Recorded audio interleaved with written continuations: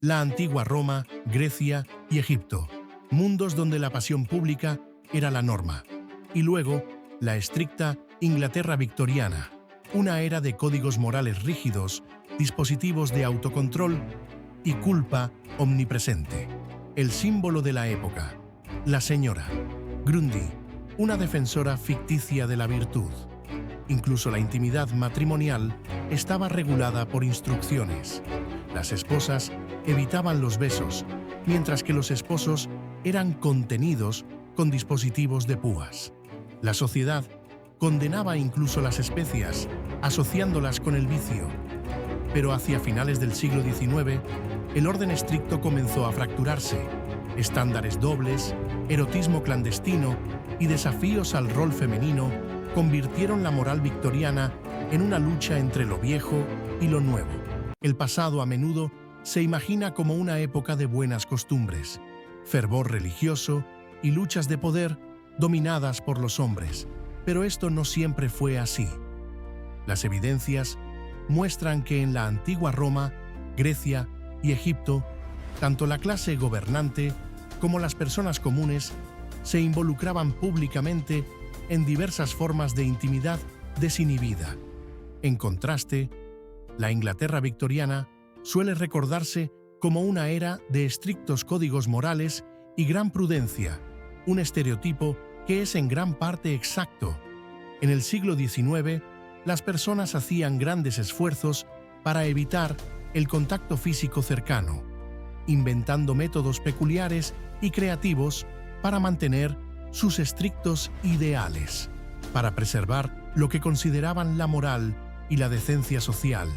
Se apoyaban en herramientas como dispositivos de autocontrol, interpretaciones religiosas rígidas y una cultura de vergüenza que desalentaba cualquier forma de cercanía más allá de la reproducción.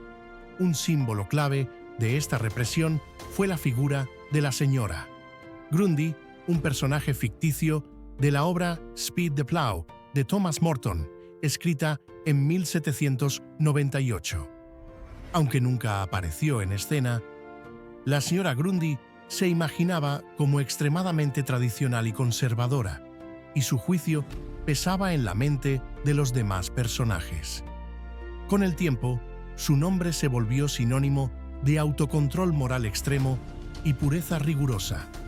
Durante la era victoriana, la señora Grundy representó la presión social para reprimir los deseos personales. Esta cultura de control también se reflejaba en la promoción de dispositivos de autocontrol masculino que destacaban la importancia de la moderación. Sin embargo, este enfoque rígido a menudo causaba daño, ya que priorizaba el control y la represión sobre el bienestar personal y la libertad. Las estrictas actitudes morales de la era victoriana afectaron principalmente a las mujeres, pero también impusieron cargas significativas a los hombres. Se creía que si los hombres lograban reprimir sus impulsos sexuales, serían más productivos para la sociedad. Esta idea llevó a la creación de dispositivos diseñados para evitar conductas indebidas, como el Jugun-Penis. Este aparato, que se usaba por las noches, contenía puntas afiladas que causaban incomodidad si se presentaba una erección, despertando al usuario y disuadiéndolo de continuar con la actividad. Por otro lado, se esperaba que las mujeres trataran la intimidad como un deber exclusivamente reproductivo. Disfrutarla más allá de eso se consideraba impropio y podía afectar su reputación social. Incluso se alentaba a las mujeres a supervisar el comportamiento de sus parejas para asegurarse de que permanecieran moderados. En casos extremos, se les aconsejaba abandonar la habitación si la situación se volvía demasiado íntima. Algunas recomendaciones de la época resultan especialmente extrañas. Por ejemplo, Ruth Smithers, en su libro Consejos para esposos y esposas, sugirió que una esposa debería girar ligeramente la cabeza si su esposo intentaba besarla en los labios, reforzando las rígidas expectativas de modestia y control en las relaciones maritales. Para mantener la modestia, las mujeres eran aconsejadas a desviar avances íntimos de maneras peculiares. Si un esposo intentaba besar a su esposa en los labios, se le instruía a mover su rostro para que el beso cayera en su mejilla.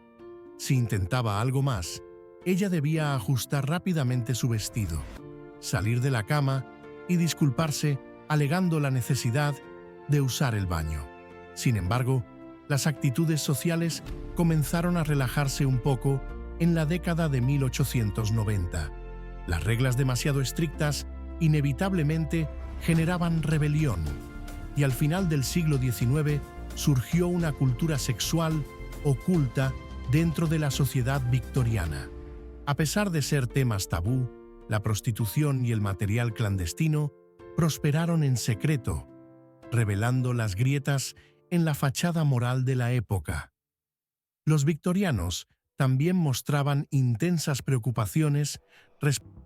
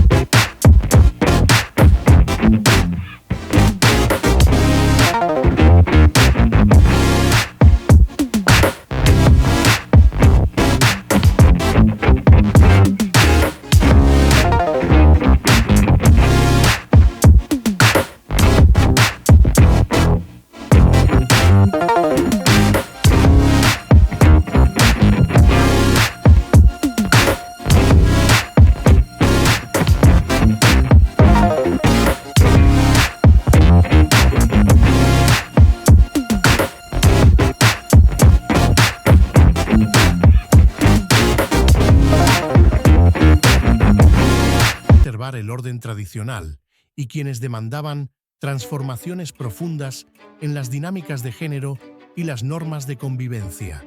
En este contexto de tensiones sociales, los ideales victorianos sobre la moralidad, el control sexual y los roles de género comenzaron a ser cuestionados cada vez más, aunque con resistencia.